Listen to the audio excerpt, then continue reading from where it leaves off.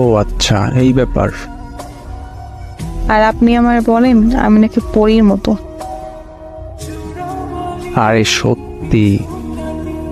আর তোমাকে কেউ প্রপোজ করে না কেন জানো?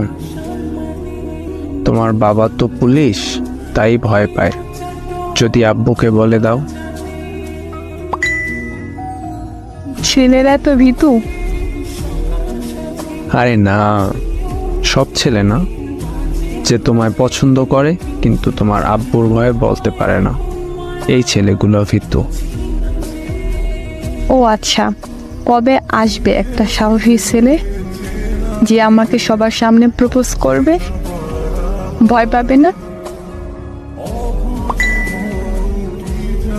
তোমাকে প্রপোজ করলেই কি তুমি রাজি হবা?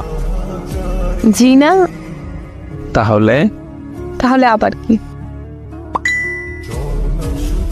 আচ্ছা, কি করলে তুমি একটা ছেলের প্রপোজে রাজি হবা? আচ্ছা, একটু ভেবে বলি। আচ্ছা বলো। আমি যাকে ভালোবাসবো সে একটু ভিন্ন হবে সবার থেকে। যেমন? এই ধরনের ছেলেরা আড্ডা দিতে পছন্দ করে কিন্তু সে আড্ডা দিবে না তেমন। ও আচ্ছা, তারপর? সে আমাকে কখনোই অবহেলা করবে না, কোনো নেশা করবে না, আমাকে নিজের মন থেকে ভালোবাসবে, একটু যত্ন নিবে, ভুল করলে হালকা রাগ দেখাবে কিন্তু বেশি রাগ করতে পারবে না।